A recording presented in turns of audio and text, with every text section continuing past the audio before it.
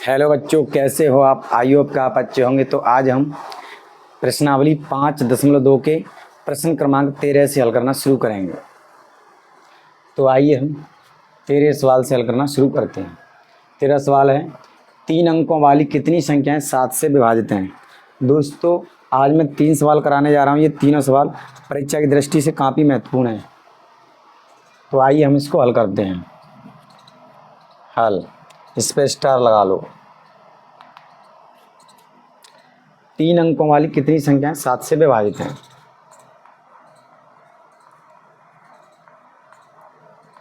तीन अंकों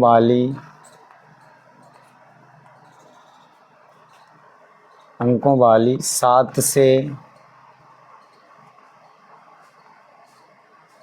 विभाज्य संख्याएं।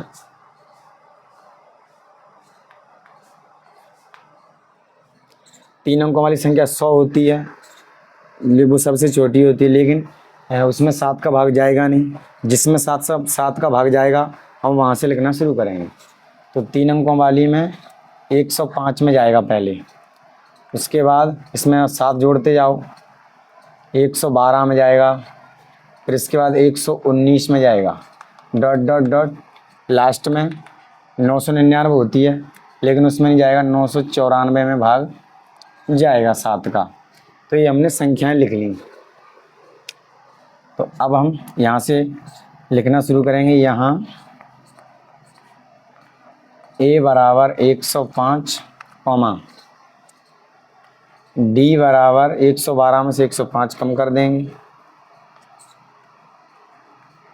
तो यहाँ कितना बचेगा? 7। तो d का मान हो गया 7, और an बराबर हो गया 994। बस यही हमको दिए हैं। अब हम इसमें फॉर्मूला लगा देंगे, उसको हल करेंगे।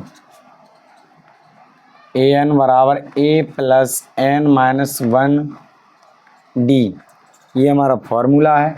इसमें हम मान रख देंगे।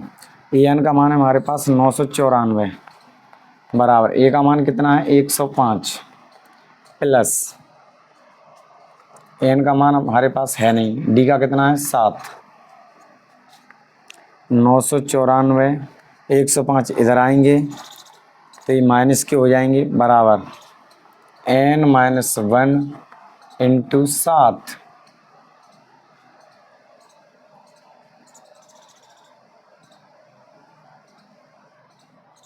अब हम इसमें से कम कर देंगे, 994 में थे 105, तो यहाँ कितने बचेंगे? 889। घटा के देख लो, यहाँ 14 में से 5 से जाएंगे तो 9, और यहाँ 8 बचेंगे, 0 है तो यहाँ 8 आ जाएंगे, और 9 में से गए तो 8, बराबर n माइनस 1 इंटू 7। अब हम इसको पक्षांतर करेंगे, इस पद को इधर लिख लेंगे, इसको उधर पहुंचा देंगे। n माइनस 1 इंटू 7 बराबर 889। n माइनस 1 बराबर 889, और 7 घूम के नीचे आ जाएगी, गुणा की संख्या भाग में आ जाती है। अब इसका भाग दे देंगे, 7 एकन 7, या 1 बचेगा 18 हो जाएंगे, 7 दूनी 14, 4 बचेंगे तो 49 हो जाएंगे, 7 सत्ते 49, ये संख्या कट गई। तो n बराबर 127, और ये 1 उधर जाएगी तो प्लस की हो जाएगी, तो n बराबर 128। ये हमने n का मान निकाल लिया। अब हम इसी को लिख देंगे, अतः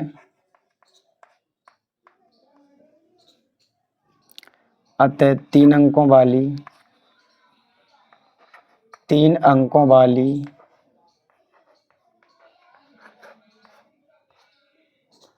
वाली 7 से विभाजित संख्याएं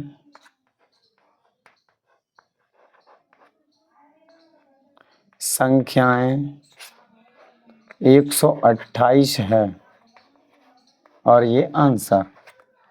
दोस्तों, ये हमारा आंसर हो गया। तो 3 अंकों वाली 7 से विभाजित होने वाली संख्याएं टोटल 128 हैं।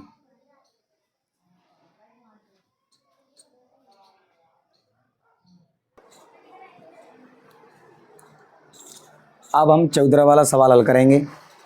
तो आइए क्या है सवाल पढ़ते हैं। 10 और 250 के बीच में 4 के कितने गुणज हैं? हल।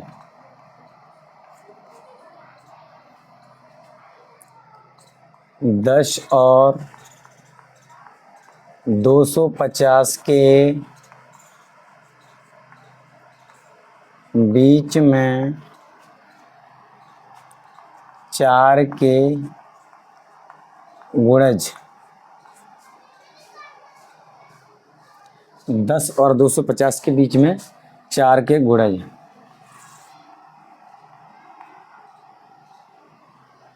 तो 4 के गुणज मतलब 4 का भाग जाना चाहिए।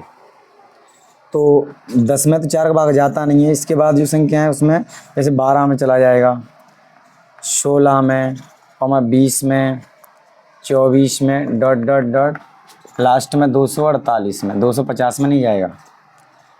तो ये कैसे पता चलता है? यानी 250 में हम भाग दे लेंगे 4 का, 4 छक्के 24, कितने बचे? 1। अंक उतारा 0 का, 2 चौक 8, कितने बचे? 2। यहाँ 2 शेष फल बचता है ना, उसको इसमें से घटा देते हैं तो कितना बचेगा? 248।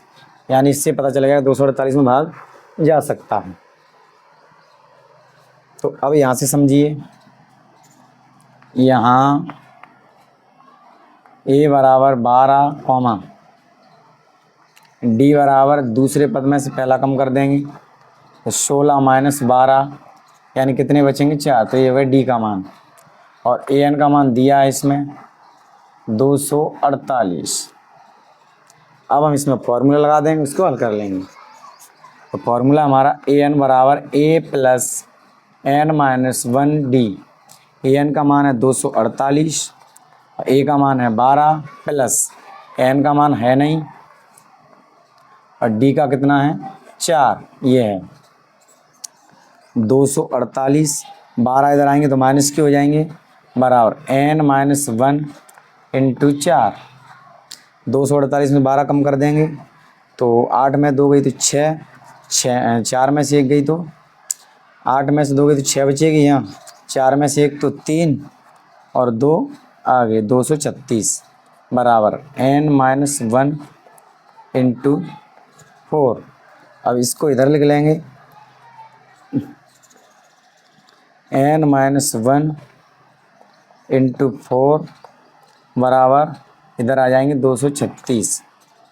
तो n माइनस 1 बराबर 236, 4 घूम के इसके नीचे आ जाएगी, 4 का इसमें भाग दे देंगे, 4 पंजे 20, 3 बचेगी 36 हो जाएगी, 4 नम्मा 36। n बराबर आ गया 59, और 1 उधर जाएगी तो प्लस की हो जाएगी। तो n बराबर कितना हो जाएगा? 60। तो हमारी संख्या 60 आ गई। यानी 60 ऐसी संख्या है जिनमें नहीं 60 कुल संख्या है जो 4 के गुणज हैं। 10 और 250 के बीच में 60 संख्या हैं जिनमें 4 का भाग जा सकता है। तो उसी को हम लिख देंगे, आता है 10 और 250 के बीच 50 के बीच 4 के गुणज 60 हैं। ये हो गया आंसर। इसके बाद हम नेक्स्ट सवाल हल करेंगे, तब तक आप इसको लिख लो।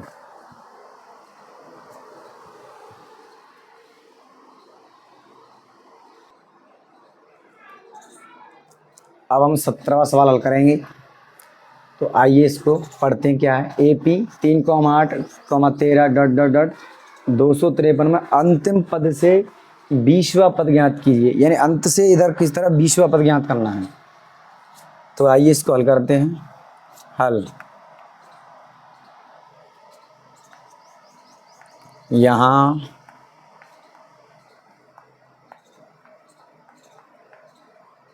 अंतिम पद दिया है L बराबर 253 और हम D का मान निकाल लेंगे दूसरे पद में से पहला कम करके। 8 - 3 कितना बचेगा 5, तो ये हो गया D का मान। और N का इसमें दिया है ये 20वां पद, तो N बराबर 20। दोस्तों सवाल वैसे कठिन है लेकिन इसको हम फॉर्मूले से करेंगे तो काफ़ी सरल हो जाएगा।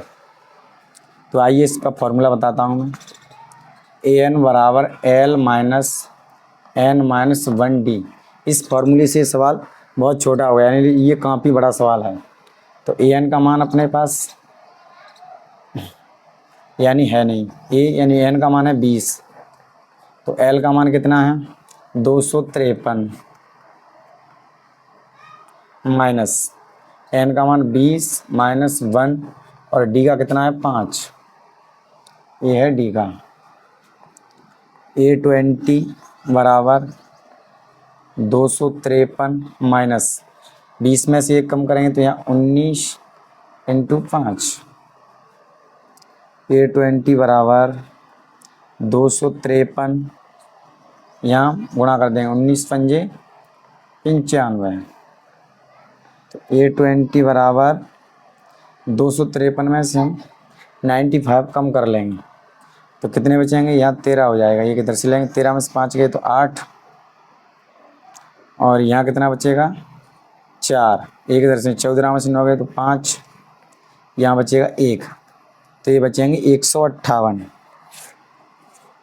ये हमारा 20वां पद निकल आया अंतिम पद से। तो इसी को हम लिख देंगे अतः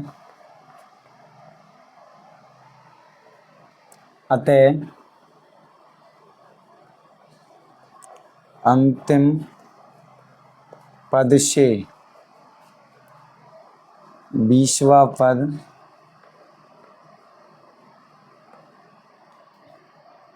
अंतिम पद से 20वां पद 158 है आंसर। तो दोस्तों हमने इस तरह तीनों सवाल हल कर लिए हैं। ये सवाल काफ़ी महत्वपूर्ण हैं। तो आज के लिए इतना ही, फिर मिलेंगे किसी अगली वीडियो में, तब तक के लिए बाय।